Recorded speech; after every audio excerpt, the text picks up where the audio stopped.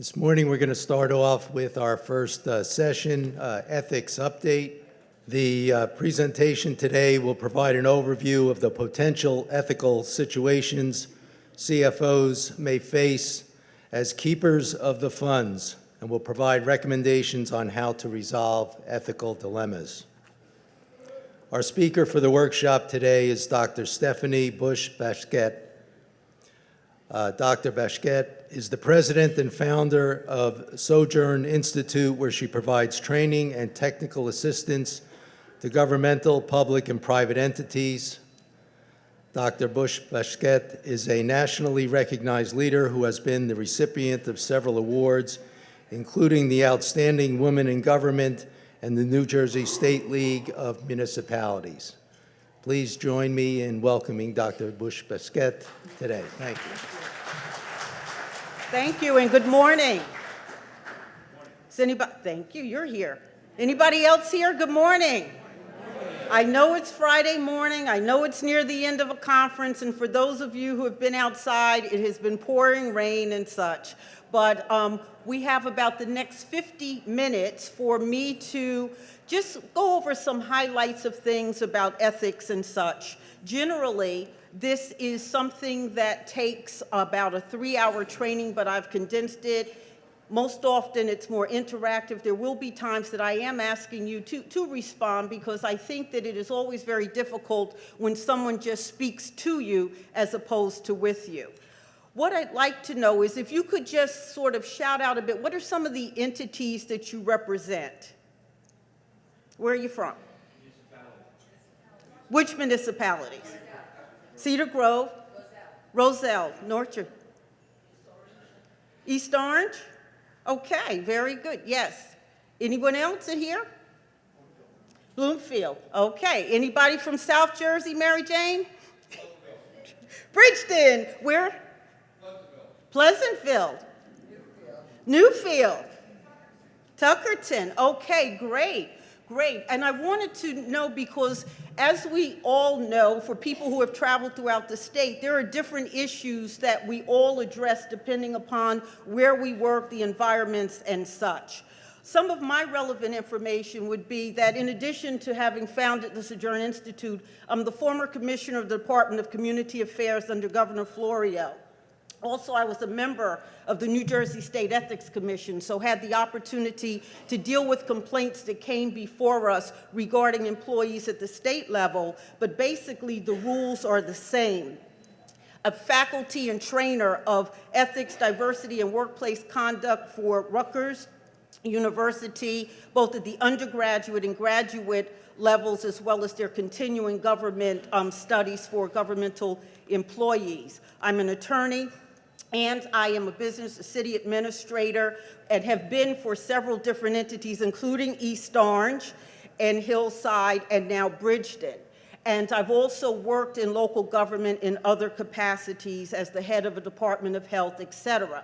When I say diverse, even though they may be demographically diverse, also in terms of the expectations of the financial people who work within there can be different. The pressures can be different. The environments can be different. I also know that because in being DCA former commissioner, at that time there were 567 municipalities and we were required to approve the budgets. So that's some of what I always feel is important for people to know with whom they're speaking, because we all come informed from our own experiences and such.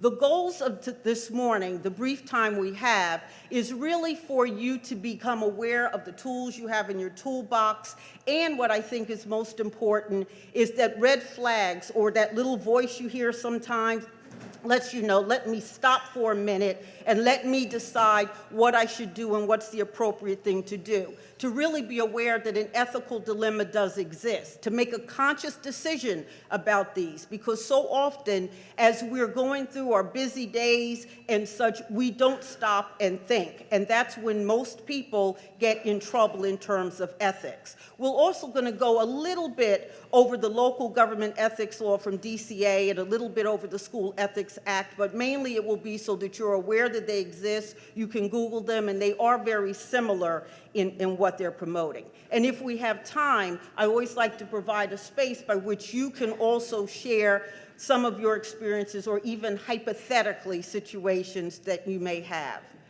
So we study ethics, number one, because you have to get credit, right, every year. Yes, as an attorney, I have to do that too. However, we really are in a unique situation for people who work within local and school, well, local and school is also local government, because we're situated between government and politics. Does everyone understand what I mean when we're saying we've got the government and the politics? And from my experience in different municipalities, that blend is different. So it means that even as I'm speaking to people, your own experiences are diverse among you in terms of expectations. And particularly because you're the keeper of the funds. How often have some of you had an experience where a business administrator or mayor or someone comes and they say, I want you to find the money to do this no matter what? And it can really place you in a very precarious situation. One of the things I try to do, and Mary Jane is our CFO in Bridgeton, is I always ask Mary Jane, can we do it? And hopefully she will always know the time that I'm there. I'm not saying do it by any means, because I've always tell people, I don't want the FBI coming after me. I don't want to be a witness, nor do I want to be a defendant. So when I'm asking, it really is important. And even though we know most times people who are in the financial aspects feel that they cannot make policy. Having been a state legislator, I forgot to say that, I was elected to New Jersey State Legislature for 3 terms before I actually went into Governor Florio's cabinet. And I represented East Orange, Orange, South Orange, West Orange, and in Montclair. So I know that budgets are representative of policy. So there is still that way of dealing. And as local government officials, we also have to determine, number one, we are public servants, and in addition to public servants, we have to administer the resources, most often the limited resources we have, so decisions have to be made. So we study this because for many of us, even if you are working in the finance sphere within the municipality or the school board, you may also be a department head and supervise people. So there's many different areas within local government for which you could step into an ethical pit and needing to be aware of it, whether it's constituency services, supervising your employees, hiring people, outside employment that you may have because of your skills, as well as grants administration and such. So we exercise discretion, and that means we have the power and the authority to make a choice between 2 or more options. And many times that discretion is being made in a way that no one around you will know what the decision, what your choices were, but they know what the final decision is. So it really becomes important that you think about it. So when we say public servants, what is a public servant?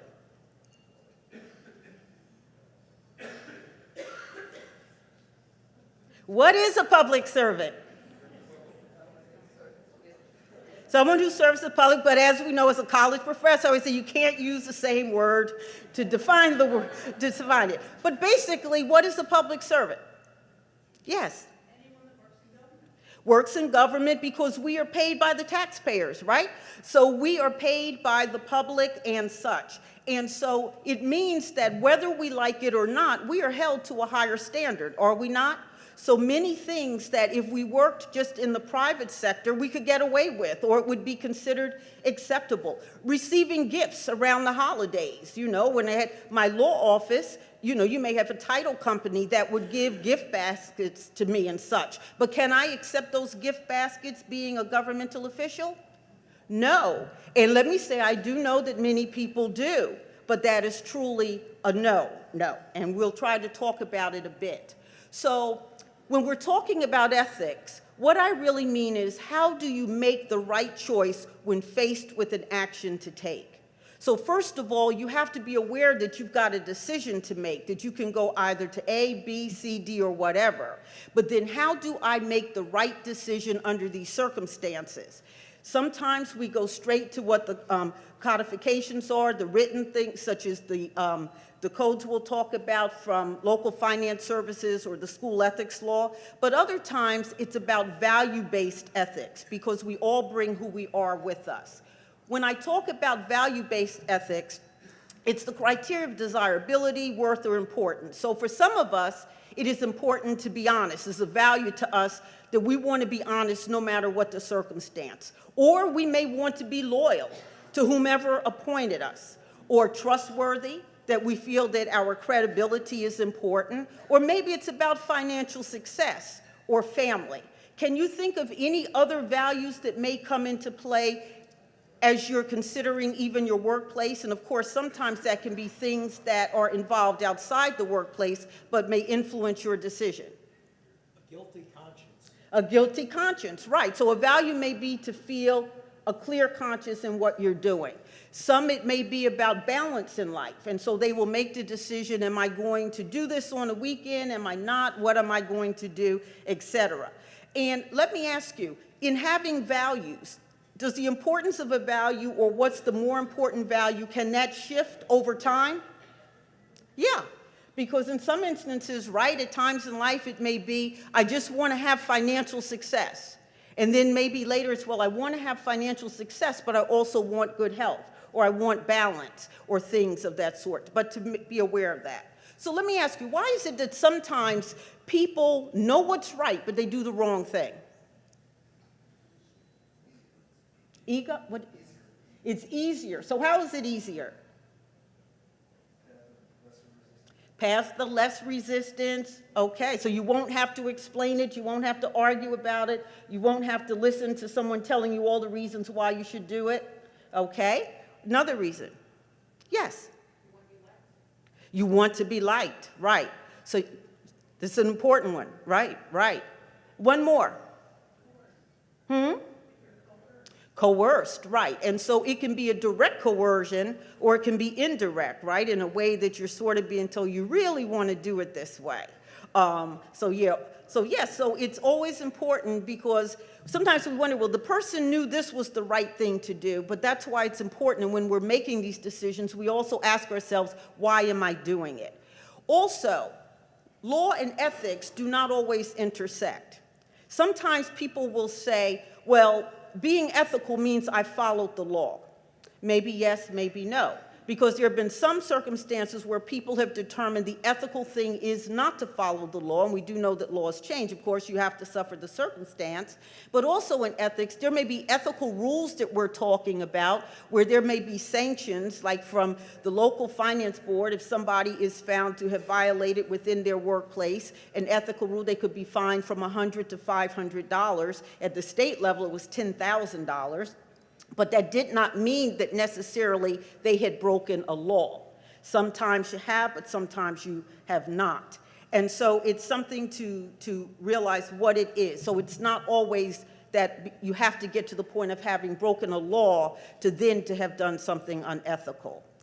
There are the rules, as I said, from the Department of Community Affairs, and this is specifically for counties and municipalities. Some municipalities, about 34 now, have their own local ethics commission, and you can go on the website at DCA, or afterwards, if we have a few minutes, I have a list of what they are. But there's also some counties that are listed here that if you are in a municipality and you do not have a local ethics commission, then if you had any issues for advisory opinions or complaints that would be filed, they would go through your county level.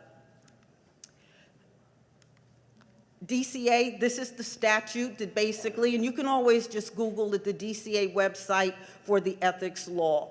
And for the school administrators, this is the statute that is there. Once again, you can Google. They're both intended, and for the school administrators, to ensure that the conduct of school officials holds the respect and the confidence of people. So what you can see, it's not always about breaking the law, but it's also about avoiding the appearance of what? Impropriety, of conflict, right? Because if there's the appearance of conflict, people think that you may not be doing anything wrong, but people feel that you are. And we know that many times being in a public setting, we don't get the benefit of the doubt to begin with. Oftentimes it's always considered that we're using the funds, the tax money's going here and such, until people understand what we're trying to do.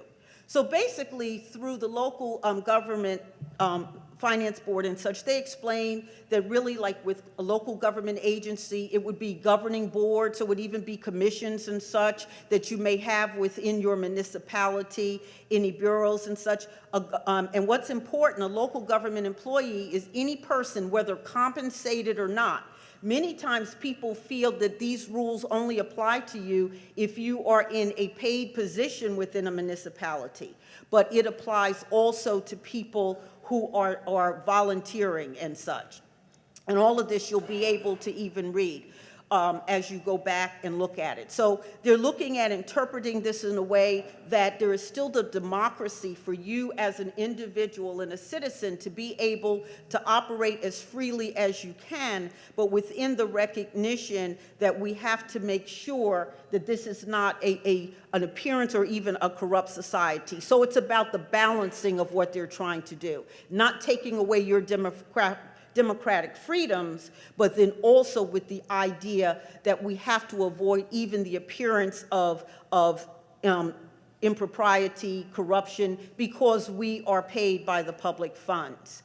And that also some of the things, you cannot have an interest in a business or organization that engages in business or transaction or provisional activity that would be in conflict with what your job is. So you would not be able to be in a private entity, because of your skills and such. You may have outside employment with an organization or an entity, and they do business with the city. You would not be able to do that. You really have to stay away from the conflicts. So even if it's not substantial, I always suggest stay away from even the appearance of impropriety. When I sat on the New Jersey State Ethics Commission, some people were brought before them, had no idea what they were being brought before us for, and just the whole issue that at the end, that what you go through for something you really didn't need to do but just had not thought about it. Not to use your official position to secure unwarranted privileges.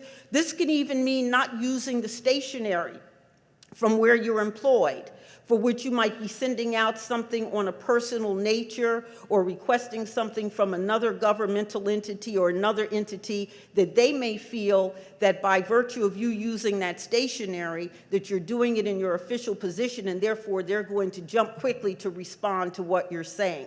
So having to be very careful with that. That also being careful that with your immediate family or any business situation, that you also don't have a financial or personal involvement with this. So even if your family is working or is a vendor, you have to be very careful to have a wall that is placed between you and any decisions, any approval of payments, anything of that sort, and you should disclose it to whomever is your supervisor or superior. Because once it comes out, and most things come out, and we know that to be true, when you're trying to backtrack and trying to explain, well, yes, this was my sister-in-law's business who did this, but I didn't. It's really just not worth the hassle.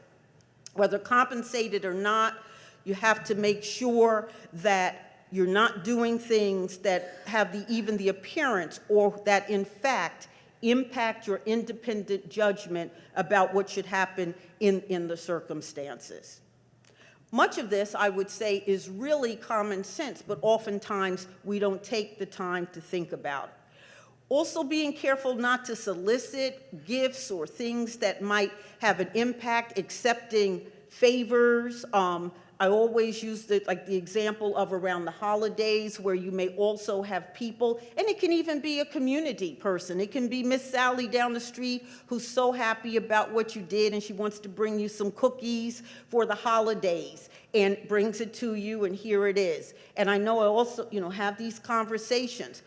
What's the problem with accepting the cookies from Miss Sue down the street who just loves what the city does for her? and she wants to bring them to your department. What's the problem with that? She's just being nice. What's the problem? Any problem?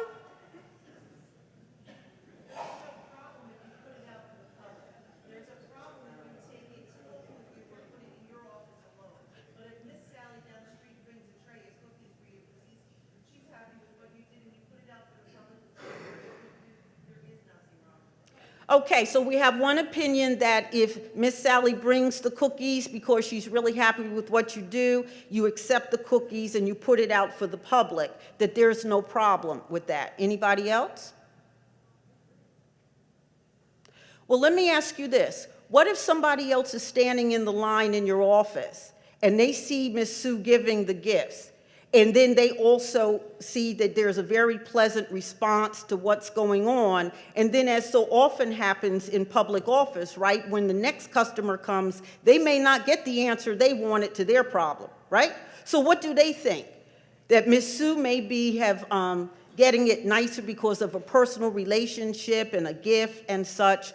You really have to be careful, and you also need to know that for your municipality or your school district, what is the threshold for which you can accept gifts? In many instances, it is 0. Cookies are worth how much? Are they worth 0 or more than 0? More than 0, because it was flour, it was time, it was butter, it was whatever. And so it's not always about what your personal judgment is, but you need to find out what the rules are. If there are no rules, you need to then ask that there be some that are developed that everyone knows, because sometimes people do, and people can come in and make a complaint. You know, oftentimes folks will feel, well, even if it's like your DPW person, oh, I gave them this. You've got to know what the rules are for your jurisdiction and to abide by them, because you have people who will make complaints because they feel, just from their observation, that someone may have gotten a benefit for something as simple as that. And I know in many instances people will say, I'm just going to still go and get the cookies. Well, it's a conscious choice you're making, and that's what this is all about, to know, to be aware, and to make an informed decision. And then basically you can't use any information that you might get within your employment that the public doesn't have in order to benefit yourself. You can represent a person in any proceedings if it's collective bargaining, and if you're part of a union and all, you can do that. So these are things you can look at, and you can represent yourself in any hearings. Violations in terms of for the local level, you can be a fine of $100 to $500. Just as an aside for things, what about like selling things like Avon at the job? Big deal? Why not? I see heads like, why not? No, I'm shaking my head. You know that's not allowed. Okay, right. But some people have, because they feel, oh, it's not a problem, let me bring the book. You know, I've gone many places and seen a book, not in Bridgeton, but where people have had, you know, the catalogs and such. And just as an aside, when I was in the Ethics Commission, there was a lady who did the maintenance of the buildings, and she worked like on the first shift. She sold Avon, and so she had a customer on the third shift. She asked someone, would they please give the product over to them? And someone filed an anonymous complaint, and she could have been fined $10,000 for each incident of doing that. And because we had a board of, I think it was 6 people, initially it was some people wanted to. I argue she had, so we sanctioned her, we did not charge her, but it's using your job for the benefit, using your governmental job for your own personal pecuniary interest. So you have to be careful with that, even including selling Girl Scout cookies and such. You really have to find out what are the rules for your jurisdiction. Some people would argue that, hey, you know, you can have Girl Scout cookies or Boy Scout popcorn, whatever it is, and it may be that whomever sells the most gets a trip. That becomes very personal benefit, so to be careful. School Ethics Act. This is intended to make sure that you conduct social officials hold the respect and confidence of the people, and they declared this to be important for administrators. However, this does not deal with teachers. Teachers fall under the local ethics thing that we've been going through. So if you ever have a question, you can always ask for an advisory opinion. from either the local finance board, if there's no municipal ethics commission or county ethics commission that deals for your municipality, or if you are a school administrator, the New Jersey Department of Education. Sometimes it's better to ask in advance than to get into trouble. Okay. In analyzing ethical dilemmas, it's important to identify the issue, review all the facts you have. And when I say facts, it's things that we perceive as being important. And of course, we could all look at a situation and see different things, but take time to see what facts do I have, what facts do I need, what values am I actually bringing to this that I maybe should or shouldn't. Sometimes people also value what? Their religion. And so there may be rules that a person is supposed to follow based upon their jurisdiction, but based upon their value of their religion, they may decide that they don't want to. It's important to be aware of what you're applying, whether it's the code of ethics and or other ethical systems. Some of these ethical systems, and I just go through them, many of them we've heard before, but it's important to realize not everything is about a written code. Some things it's about what we do. Like charity is a moral act, acting in goodwill. And this is saying, if I am doing something for the right purpose, no matter what the outcome is, it's a good thing. So you've ever seen like there's somebody who may be panhandling, and one person may give that person some money. And another person may say what? Oh, you're just giving them that and they're going and buy liquor or whatever. So it's two different perspectives. When we're looking at acting in goodwill, the person who feels they were giving it just from a sense of charity, no matter what the receiver does with it, it would be considered as a moral act, the right thing to do. For the other person, it's more about the end justifies the means. So for them, it would be considered immoral that even if you gave it in good faith, if that person who received the money took it and did something wrong with it, it would be considered as not being an ethical.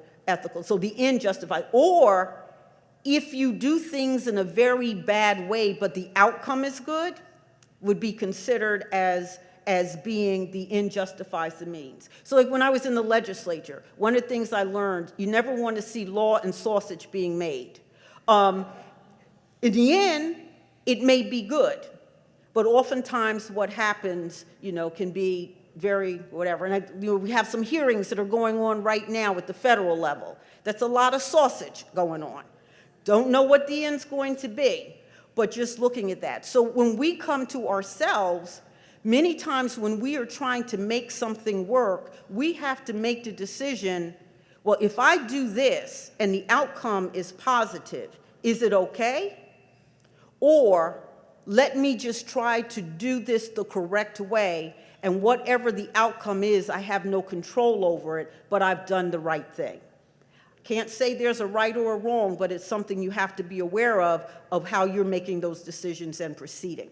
Sometimes utilitarianism, we find this a lot in government and school board. It's like we're trying to use the resources we have, and in this instance, it would be, I'm spending this for the greater good. So the more people it helps, the better it is. If some people are impacted in a negative way, this is still the right thing to do because the greatest good is for the greatest number. And we oftentimes see that when we're making decisions about where we will place our resources, what part of town, what group of people, what group of children, etc. So really, like, what am I trying to apply here? Or religion. How many of us, either ourselves or people who we have witnessed, who will say, I don't care what it says. My faith says this is the way to go, and that's the way I'm going. Anybody ever been aware of that, whether it's from yourself or others, where they say, this is what I'm doing, and I don't care what anybody says. So when you get into people's belief of what's ethical, and particularly the moral aspect, it makes it interesting. Ethics of care can be about nurturance and meeting the needs. Sometimes we may say, I don't care what the rules are, this person, this child needs help. I remember my mom, she was worked in a school district with a lunch program in East Orange many, many years ago. And there would be children who would come before they had breakfast program who were hungry or who hadn't had the money or even applied for the reduced lunch program. And they were not supposed to, the lunch workers and managers were not supposed to give the children any food. She would go and get bread and peanut butter and jelly. And she was called into the office and told, you can't do this. And her thing was nurturance. She says, I'm not going to let a child go hungry. So she broke the rules as it would be the rules. But from her ethical stance, it was taking care of this person. So ethics is not a black or white situation, right or wrong. Then, of course, how many of us know that people say the way I make a decision about what's right is what's good for me, and that's it. Anybody know anyone? So it's like, this is it, make it happen. Other methods, and this is something I try to use a lot. Some people will say, not this one, some people will say a decision maker acts in a specific unbending rule, that this is the rule, this is the way it's going to be. For some people, that's okay. For me, I like to begin with the rule, but if there is a unique circumstance in which I can really define and document that I feel that we need to go away from this rule for this circumstance, then I will. But I always try to document it. Also, when we talk, I also try the generalization principle in the same instance, even if I'm going away from that unbending rule. What would happen if all similar persons acted this way under similar circumstances? And so if I make this decision, if you make this decision, what if everybody who had the same information, the same fact pattern, made the same decision and generalized it all of the time? And I think that is important to remember when you are making decisions, particularly because what you're doing is about public policy, whether it is because it is about the budget, whether it is because you supervise people, or just in the decisions you make. So once again, obtain all the facts, including the effects that you can envision could happen with the decisions you make. Evaluate whether you'd be comfortable with your decision appearing on the front page of a newspaper, because we know what? Good stuff doesn't tend to appear on the front page. Truth doesn't always appear on the front page. What appears on the front page tends to be few things that are edited to make it a bit more scandalous and bad, because it seems that's what sells the newspapers. And then when it's determined that no, you didn't do anything wrong, that's like on, I always say, Saturday's paper, page 13, where they have the lost and found. Nobody sees it, if it even shows up. Make sure that when you're applying your principles that it's like a formula. And then also ask yourself, how does it smell? How would it smell to someone else? And if you were to tell your mother, what would she say? And ethical leadership, as I said, in many instances, what we are is not just like you're the financial people within your municipalities and your school district, but for how many of you have people who report to you? How many of you? Okay. So it's also about ethical leadership, because you set the tone for your department or your division or the people who report to you. And trust me, in many towns in which I have been a business administrator, I will have people who will come and oftentimes feel that the rules are not being applied to them as employees in the same way and such. So it's important to really think about what we do and how the people who work with us and for us think about that, because they spend most of what? Your waking hour working. And so most times when you have workplace conduct issues of harassment or whatever, it's because people have not thought about the impact of their decisions. So strong leadership, your leaders involve caring and commitment to the organization, but also to the people, and also trying to not be cynical. You know, if you're cynical, if you're negative, it spreads.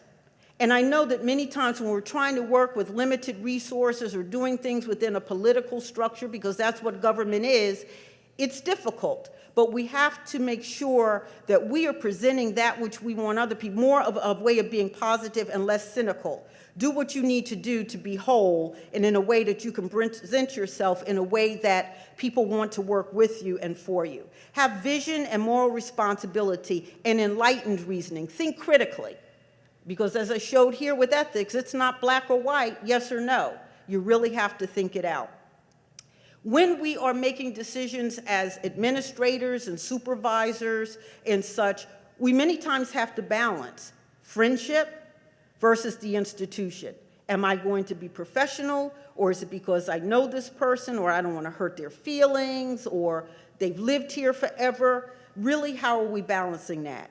The client, which is the resident's needs, versus the bureaucracy. Because we know that in the bureaucracy, there's things we must get done that residents don't see. How do we do that? How do we make that balance? And our personal goals and biases. How many people have biases here? How many people are alive here? Only 2 people are alive? How many people are alive here? How many people have lived more than an hour or so? We all have biases. Our perception of what comes before us is influenced and colored by our personal experiences. What's important is to realize that. There are very few absolutes. That's why you can have a jury. I sat on a jury, believe it or not, as an attorney, and I have a doctorate in criminal justice, and a judge still wanted me on a jury for 7 weeks. And having all of the other jurors, how we all bring our own perspective and experiences and such to the table. It's important to check yourself in what is it. It's not bad to have biases, because we do. It's human. But what's bad is if we're not aware of it and realize that sometimes we have to be aware of it and set it aside as we make a decision. Ethical dilemmas are using your position for personal gain. Gifts and honoraria. So, you're supposed to, if in certain positions, you have to report that annually, in terms of that. Use of your office to promote your own interests or interests of those close to you. So you may have a relative who needs a job, and because of your standing and your reputation, you try to get them a job. They may have a different last name. They may be, a second cousin or something of that sort, but using that influence to do that. Appearance of impropriety, to me, is so important, because once you lose your reputation, it is very difficult, if at all possible, to be able to rehabilitate it to the point that you need it to be in order to be in your professional situation.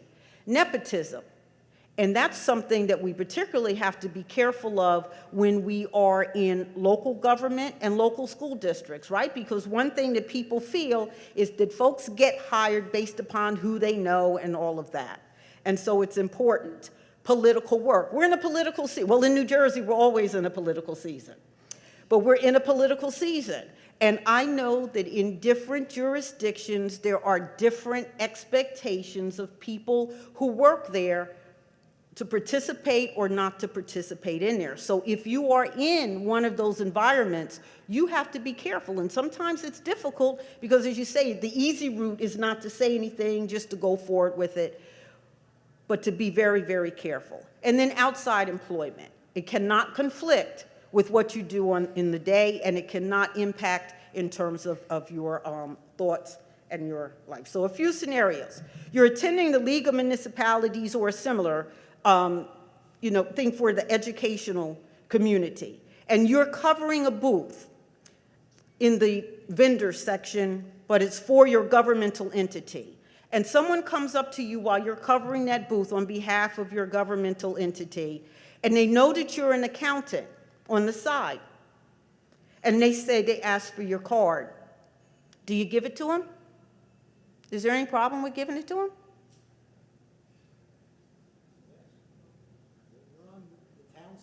You're on the town's time, right. And so there is a problem. We had a case that came before, as I said, it's the State Ethics Commission, only because these are state employees, but the rules apply.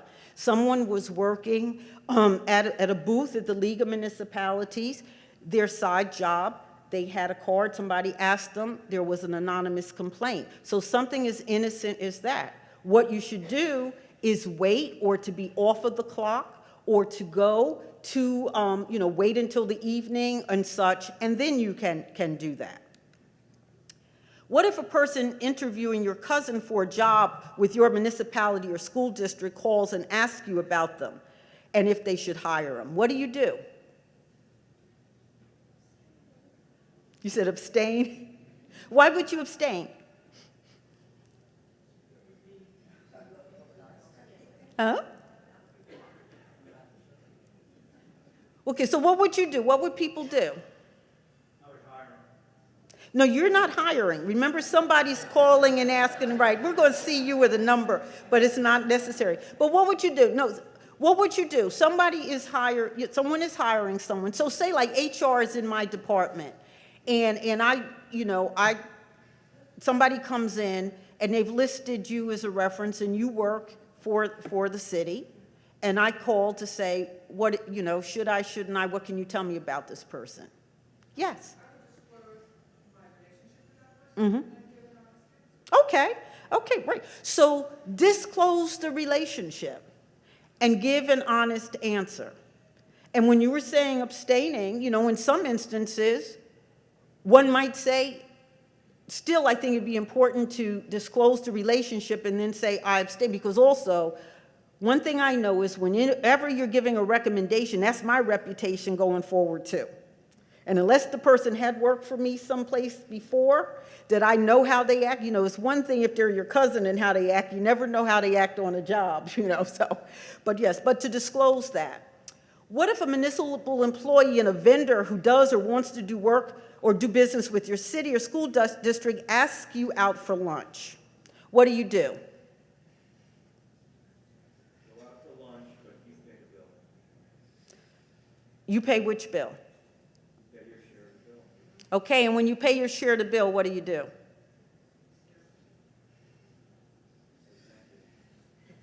No, seriously, what do? You're saying you're paying the bill, so what do so what, you paying cash? You splitting the bill? So you're saying how much is my half? And somebody files an ethics complaint, and then you say, well, I paid my half. What do you have to prove it? You got to get that receipt. And don't just say, oh, we'll divide the bill half and half. Get a separate check. Pay it separately. Always good to, I say, pay with a credit card, so if you lose the receipt, you can go back and have that. We had a person that was brought before the Ethics Commission who they felt had gone out, an employee had gone out with a vendor 10 times to have lunch. Someone filed an anonymous complaint. The vendor had passed away. This was the employee, of course, who would be the one who is on the hot seat. With the State Ethics Commission, you have an investigator from the Attorney General's office that investigates this. They wanted us to have sanctions placed against the employee, even though the employee was able to show 9 out of 10 receipts. Luckily, we did not agree. I figure if you can find 9, there was a 10th. But to be careful, for me personally, I don't go to lunch with vendors. And in Bridgeton, what I do, a vendor's call, I transfer the call or I tell them QPA. Go with the QPA.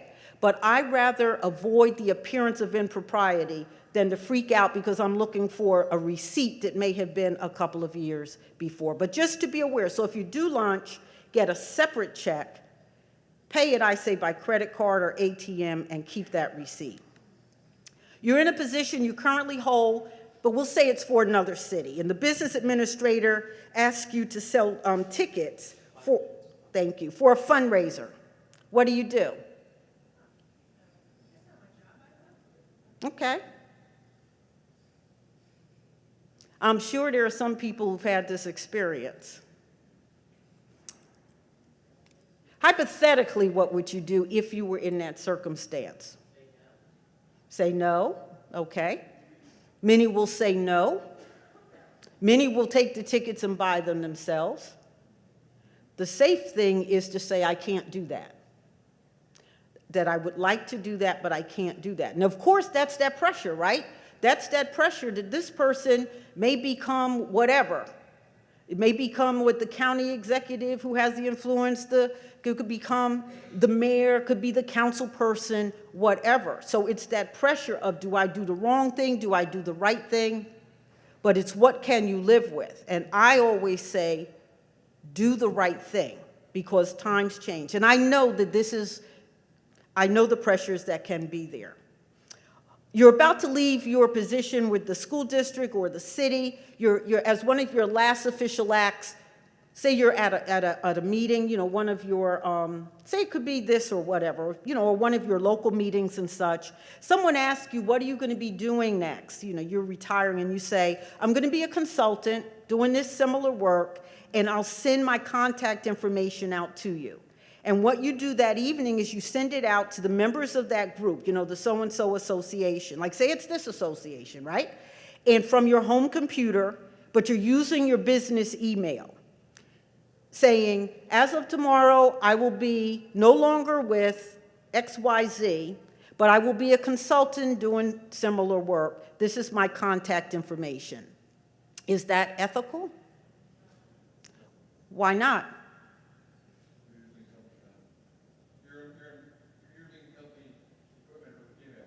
Right, so it's your home computer, but you're using your business, the email for your city or the educating, right. So a no-no. Plus, you're also sending it to an organization that you were a part of because of that employment. You have to be careful. We had a commissioner who was brought before the Ethics Commission for doing that same thing, who did apologize. They were, you know, basically reprimanded for doing it because some people from the organization sent a complaint about sending this. So just to be careful.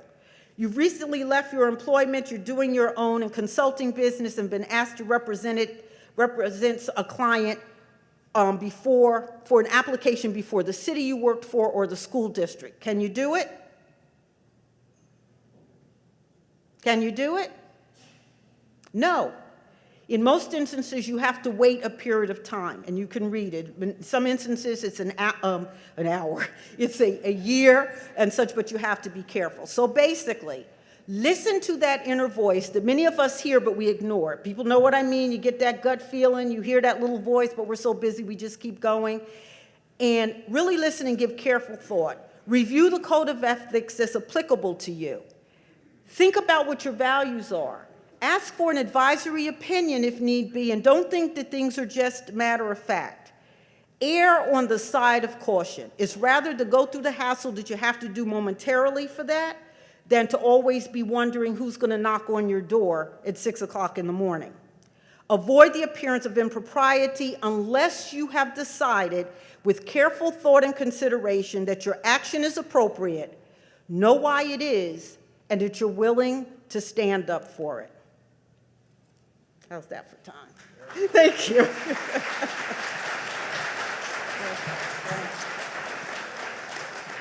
One other suggestion, as past president of this association, several years ago I had written an open letter to the membership saying that if you have an ethical dilemma, turn to your association. We have an excellent group of officers, a group of past presidents, and we even have an attorney on retainer who can provide free consultation in some of these instances. So don't stand alone. You have an association here that can help you with these types of situations.